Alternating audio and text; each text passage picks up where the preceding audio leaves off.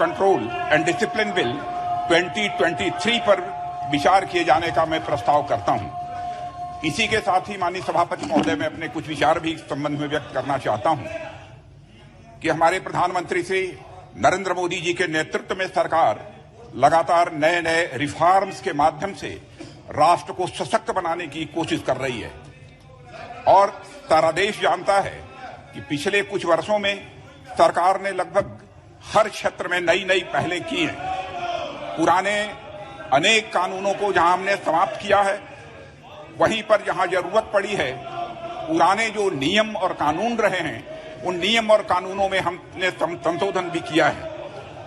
लोकसभा में पेश किया गया inter services organisation command and control and discipline bill 2023 भी उसी कड़ी में एक यह बहुत ही इंपॉर्टेंट बिल है। सभापति महोदय, यह बिल दो महत्वपूर्ण मकसदों को एक साथ पूरा करता है। यह हमारी आर्म्ड फोर्सेस के तीनों अंगों के बीच इंटीग्रेशन तथा ज्वाइंटनेस की दिशा में बढ़ाया गया एक बहुत ही महत्वपूर्ण कदम है, जिससे वे भविष्य की चुनौतियों का एकजुट और एकीकृत तरीके से मुकाबला कर सकें। यह एक ऐसा वातावरण बनाने में निश्चित रूप से हमारी यह मदद करेगा जो हमारे इंटर सर्विसेज ऑर्गेनाइजेशंस में अनुशासन को मजबूत करेगा। मैं इन दोनों महत्वपूर्ण पहलुओं पर माननीय सदस्यों का ध्यान आकर्षित करना चाहूंगा। सभापति महोदय, यह सर्वविदित है, अनुशासन यह सेना की आत्मा होती है। यह उनके चरित्र और संकल्प को भी मजबूत करता है। यह आत्मविश्वास को बढ़ावा देने के साथ साथ एक यूनिट या इस्टेब्लिशमेंट के सैनिकों को एकजुट करने में भी मदद करता है। सभापति महोदय, इसलिए कभी किसी परिस्थिति में अनुशासनहीनता का कोई मामला सामने आता है तो उसके बारे में निर्णय जल्द से जल्द या आवश्यक हो जाता है। Inter services organisation command control and discipline bill 2023 किसी इंटर सर्विसेज ऑर्गेनाइजेशन में डिसिप्लिन बनाए रखने के लिए त्वरित कार्रवाई किए जाने का एक प्राविधान करता है। अध्यक्ष महोदय, वर्तमान में भारतीय सेना, नौसेना और हमारी वायुसेना के पर्सनल अपने रेस्पेक्टिव एक्ट अर्थात आर्मी एक्ट 1950, नेवी एक्ट 1957 तथा एयरफोर्स एक्ट 1950 और उसके तहत बनाए गए रूल्स एंड रेगुलेशंस के अनुसार गवर्न होते हैं। सभापति महोदय, जिस समय ये कानून बने थे उस समय अधिकांश सर्विस ऑर्गेनाइजेशंस में पर्सनल सेना के एक ही अंग से होते थे। तदनुसार इन एक्ट्स में निहित प्रोविजंस को एक स्पेसिफिक सर्विस के यूनिक वर्किंग एनवायरनमेंट को ध्यान में रखते हुए तैयार किया गया था।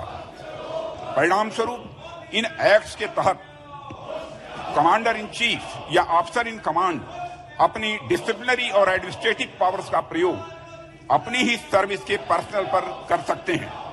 उन्हें दूसरी सर्विसेज से संबंधित पर्सनल जो उनके संगठन में कार्य कर रहे हैं पर डिसिप्लिनरी और एडमिनिस्ट्रेटिव पावर्स का प्रयोग करने का अधिकार नहीं है।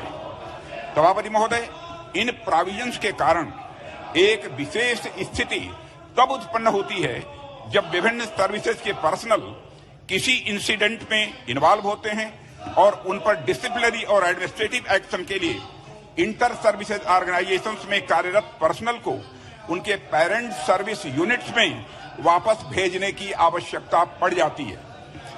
इसमें न केवल अधिक समय लगता है बल्कि पर्सनल की आवाजाही के कारण धन भी व्यय होता है और उनको न्याय मिलने में भी स्वाभाविक रूप से देर होती है।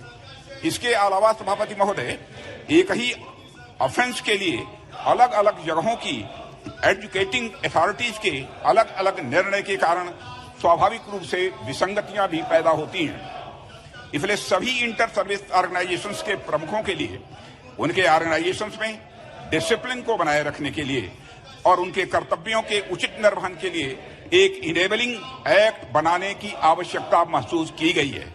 तदनुसार आर्मी, नेवी और एयरफोर्स से इनपुट्स लेकर ministry of law and justice के परामर्श से inter services organisation command control and discipline bill 2023 को ड्राफ्ट करने के लिए एक कमेटी गठित की थी हम लोगों ने। संयुक्त रूप से या एकजुट होकर कार्य करने के लिए इंटीग्रेशन की यह आवश्यकता स्वाभाविक रूप से पड़ती ही पड़ती है और ज्वाइंटनेस को प्रमोट करने के लिए जो भावना होनी चाहिए, मैं विश्वास के साथ कह सकता हूं, वह भावना इस बिल में निहित है। यह इंटर सर्विसेज ऑर्गेनाइजेशंस के प्रमुखों को बेहतर डिसिप्लिनरी और एडमिनिस्ट्रेटिव पावर्स जो मिलना चाहिए वह यह प्रदान करता है, जिससे वे अपने ऑर्गेनाइजेशंस में प्रभावी कमांड, कंट्रोल व डिसिप्लिन बना सकेंगे और हमारे सुरक्षा ढांचे को और भी अधिक मजबूत कर सकेंगे। अध्यक्ष महोदय, मैं इस सदन को आश्वस्त करना चाहता हूं, सैन्य सुधारों की दिशा में यह बिल एक महत्वपूर्ण पड़ाव है और इस बिल में कोई अतिरिक्त वित्तीय प्रभाव नहीं पड़ने वाला है, यह भी